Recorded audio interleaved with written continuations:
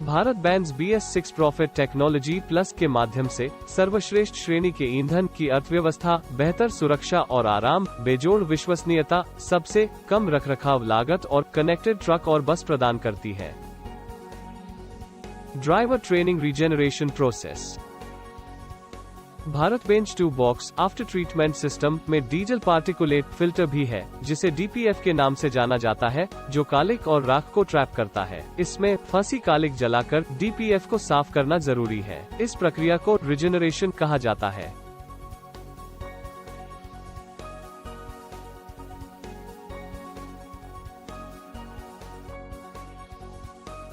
Instrument cluster warning lamps call out.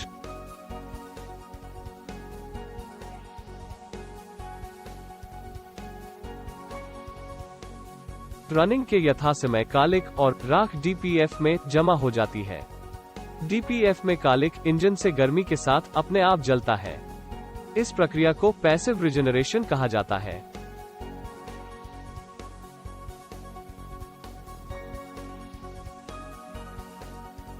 Regeneration के दौरान cluster telltale हरे lamp को इंगित करता है।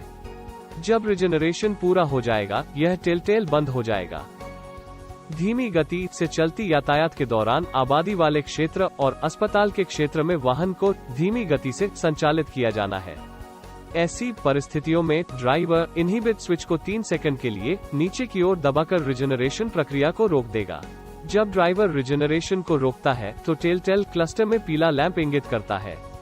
अवरोध के बाद सबसे पहले जब भी ड्राइवर को रिजेनरेशन के लिए उपयुक्त ड्राइव परिस्थिति मिलता है, तो ड्राइवर रिजेनरेशन को फिर से शुरू करने के लिए इनहिबिट स्विच को नीचे की ओर 3 सेकंड के लिए दबा देगा।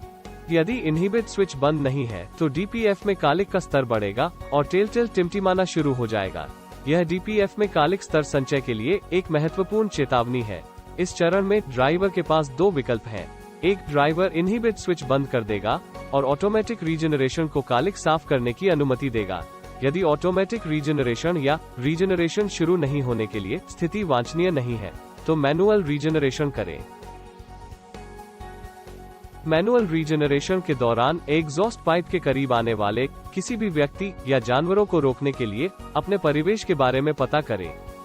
वाहन को अन्य वाहनों से दूर हवादार क्षेत्र में पार्क करें और एग्जॉस्ट पाइप से न्यूनतम 2 मीटर स्पष्ट स्थान बनाए रखें। सुनिश्चित करें कि एग्जॉस्ट धुआं सूखी घास, तेल, मलबे या किसी भी ज्वलनशील सामग्री के संपर्क में नहीं आता है। सुनिश्चित करें कि आपात स्थिति में आग बुझाने वाला आसानी से सुलभ है। सामने के पहिए में व्हील चोक रखें। सुनिश्चित करें कि गियर न्यूट्रल में है। पार्किंग ब्रेक लगाएं। सुनिश्चित करें कि लागू होने पर PTO बंद हो गया है। इंजन शुरू करें। सुनिश्चित करें कि इंजन गर्म हो।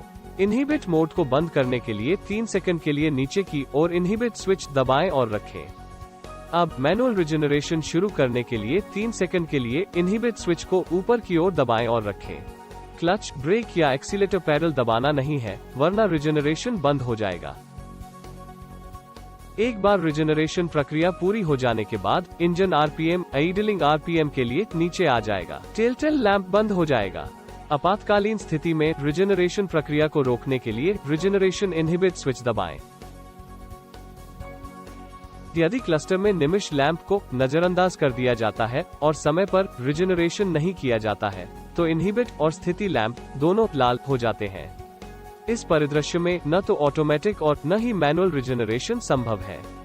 इससे इंजन RPM और पिकअप में गिरावट आएगी। ऐसी स्थिति में वाहन को तुरंत सेफ जोन में पार्क करें और भारत बेंज अधिकृत सेवा केंद्र से संपर्क करें। यदि रिजेनरेशन या इनहिबिट स्विच की कोई खराबी है तो वाहन को रोकें और भारत बेंज अधिकृत सेवा केंद्र से संपर्क करें।